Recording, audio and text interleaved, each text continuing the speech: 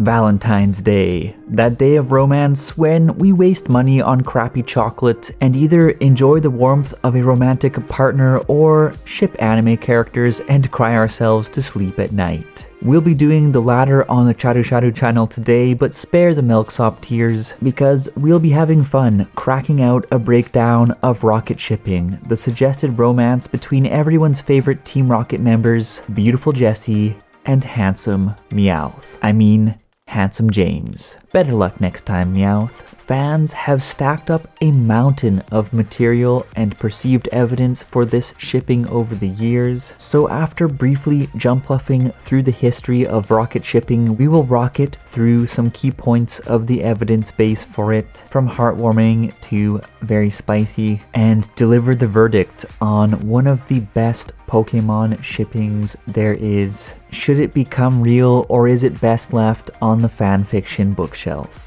I hope you enjoyed this video, and here we go.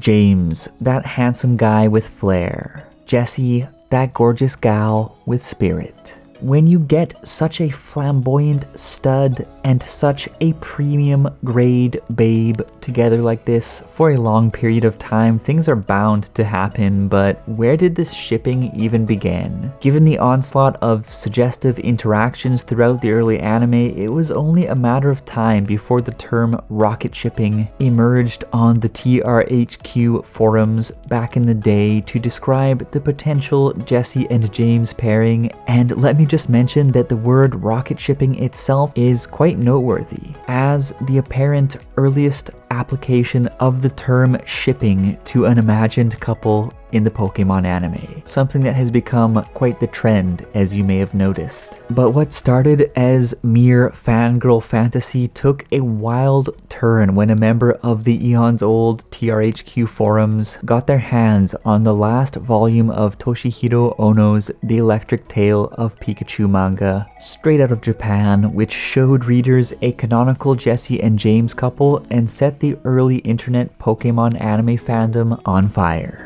Because this wasn't just some off-brand doujinshi. Electric Tale was in fact an official work that initially ran as a Bessatsu Korokoro comic special, with Shogakukan later publishing the chapters into 4 volumes. So alternate universe or not, rocket shipping fans finally had something with real weight to latch onto. And just in case you haven't heard of the Electric Tale of Pikachu before, it is notorious for its differences with the anime in many respects, from the relationships between characters, to the existence of exclusive characters like Gary Oak's sister May, to Pokemon rarity rankings, to, of course, the more mature overtones that got watered down in the English release, because people in the Americas love to pretend that everyone over the age of 9 isn't just looking at this stuff on the internet anyways. Electric Tale deserves its own video, but long story short, after continuous skinship and even bed sharing over the course of the manga, James eventually confesses his love to Jessie. They get married, and the two are quick to get the rocket buns in the oven. And with the very blatant romance of this particular manga and the hints of romance in the anime itself, suggesting that the Jessie and James of that world may also be heading the same way, well, as you may expect, fans were getting worked up. But would the shipping fodder last? The good news is that even as Pokemon's popularity grew, with the creators putting on the kids' gloves to iron out many of the early anime's rougher edges, simultaneously repackaging the show as a narrative intended to stretch into eternity, in spite of all this, the hints of existing or future romance between Jessie and James never fizzled out from OG Pokemon all the way into the current Journeys anime. Certainly, the popularity of rocket shipping has waxed and waned over the years, but while the material for other anime-poke shippings has died off as popular characters have exited the show, the suggestive scenes and evidence for a potential Jessie and James romance have never stopped piling up.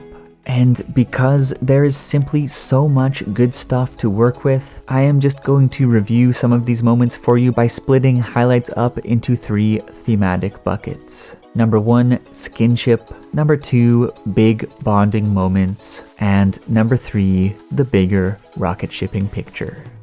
So the first theme is skinship, and let's crack this one open by saying that James and Jessie have made more bodily contact with one another than any other human characters in the entirety of the anime by a margin so waylord big that it is not even worth breaking down. Seriously, if you took a shot every time these two hug or hold hands, you would be drunk for years. Whether it be the ongoing hug mania throughout the anime and the movies, the tender moment when they gazed into each other's eyes before James clasped Jessie's hands and they pulled each other in affectionately to touch cheeks in Jirachi Wishmaker, or oh yeah, all those times they got naked together in hot springs with their cat.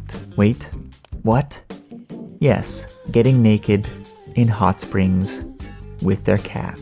It has been a recurring theme. And so I must ask, how about you? Have you ever gotten naked in a hot spring with an attractive friend of the opposite sex, as well as a decanter of sake without at least some hanky-panky waiting in the wings? If so, who are you? Ash Ketchum? Anyways, holy Hildas, many of the interactions that Jessie and James have had over the years are simply not the trappings of a platonic relationship between two normally functioning colleagues of the opposite sex. But beyond the physicality, the rampant skinship being one of romance's key ingredients, we also have a roller coaster of big bonding moments propping up the case for rocket shipping, whether it be James's frantic, self-destructive effort to rescue Jessie in Lucario and the Mystery of Mew, when James puts his arm around Jessie's waist and tries to parachute them and their cat to safety in episode 35 of the original series, but screws it up, and while the trio are scrambling around under the crumpled parachute, Jessie exclaims, "Where do you think you're touching?" After which, James comes out from under the parachute with a rather big smile on his face. That scene at the end of Holy Matrimony when Jessie laments that James will end up marrying Jezebel, but suddenly she hears James's voice on the wind and looks up to see him descending in the hot air balloon, grab her by the hand, and make off together into the sunset. How they overcame a break in the fellowship to come back stronger than ever. When James dropped a kabedon on Jessie, they got her a little hot under the collar. When Jessie took James as her date to a dance party. When James told Jessie that she was beautiful while doing her makeup before an audition. Or etc, etc, etc. The suggestive bonding moments go on. And of course, let us not forget the countless couple disguises that Jessie and James have worn together over the years. And to top off all the great skinship and the bonding between these two Rocketeers, there's just so much context, so much backstory that simply makes it all work. Jessie and James are these two rogues who escaped from misery to make a life together with their house cat, and absolutely no one knows them better than they know each other. From screwing up everything at Pokemon Tech to shining brightly in the Bridge Bike Gang to eventually joining Team Rocket, they simply have so much brilliant history together. And on that note,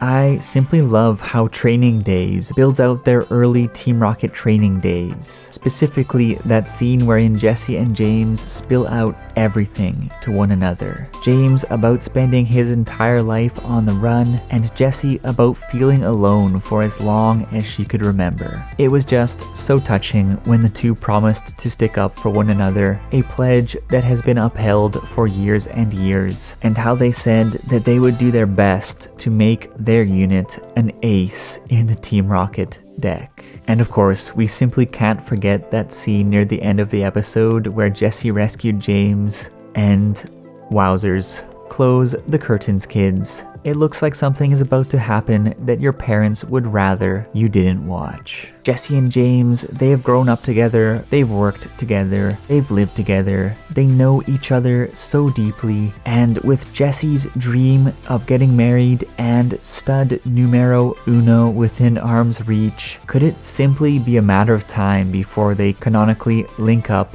within the anime? I think that would be pretty cool. But let's quickly address a couple of the arguments against it. Firstly, people say that James appears to be mildly horrified of Jesse at times. But all I can say to that is, welcome to the world of relationships. And James strikes me as a bit of a masochist, to be honest. So, it works. Secondly, there are also those who are convinced that James is not swinging to hit the pumpkin pie. That is to say that he might not even be interested in women. An argument that has been perpetuated by the quote-unquote campy English dub of earlier years and his tendency for cross-dressing, but I think that the episode We're No Angels more or less negates this line of thinking when James gets infatuated with a sweet gal named Kate over in Hoenn, with whom things didn't quite work out in the end, probably for the better. And the point is that yes, this man is in touch with his feminine side, but at the same time, he does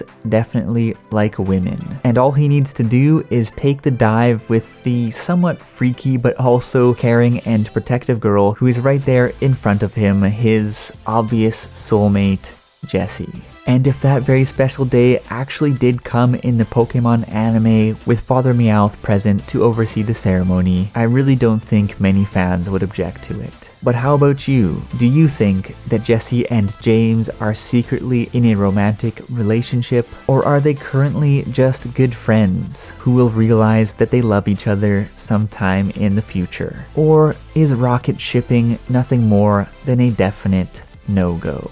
I'm curious what you think.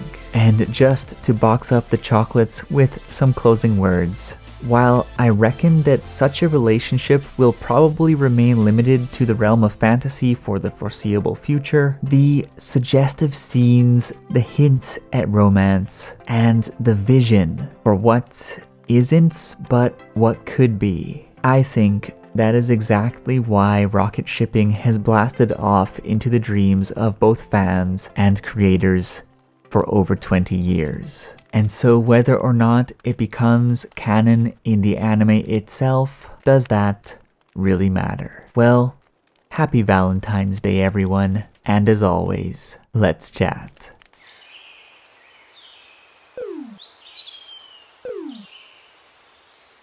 What?